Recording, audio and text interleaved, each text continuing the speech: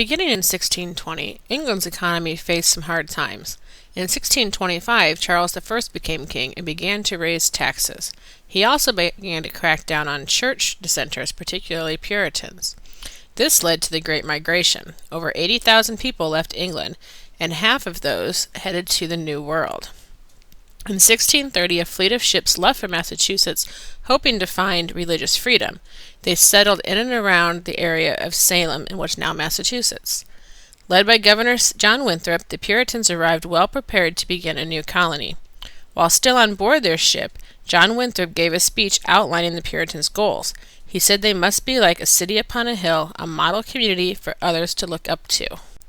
For we must consider that we shall be a city upon a hill. The eyes of all people are upon us, so that if we shall deal falsely with our God in this work we have undertaken, and so cause him to withdraw his present help from us, we shall be made a story and a byword through the world. The Puritans came prepared. They brought tools and livestock with them. They were also able to trade with the existing colony at Plymouth. The local natives did not offer much resistance to their presence, and unlike Virginia, Massachusetts had a healthy climate. These factors allowed the Massachusetts Bay Colony to flourish. Life in Massachusetts Bay Colony was centered around family and religion. All community members attended weekly church meetings, and most New Englanders were working-class families who farmed, fished, and were involved in the fur trade. Education was very important to the Puritans, largely because they wanted their children to be able to read the Bible.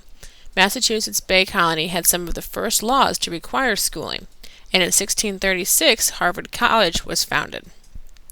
Unlike Plymouth, where women had rather expanded standing in the community, the Puritans of Massachusetts Bay felt women had three main roles: to obey their husbands, to have children, and to run the household.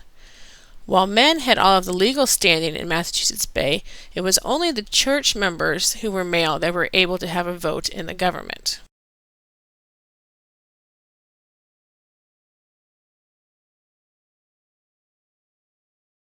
Disagreements over religion and politics led to some dissent. A dissenter is a person who disagrees with official opinions.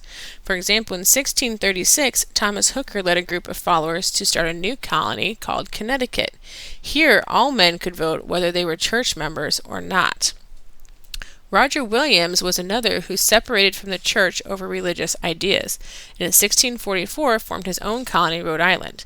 Here he supported the separation of church and state, as well as practiced religious tolerance. Anne Hutchinson also disagreed with some of the teachings of the church. For instance, she believed that God could speak directly to people. Anne was actually put on trial for her ideas and ended up being banished from the colony. So Massachusetts Bay was the place where Puritans landed searching for religious freedom. They found this freedom and established a thriving colony. However, not everyone agreed with the church leader, and a few of those people went their own ways.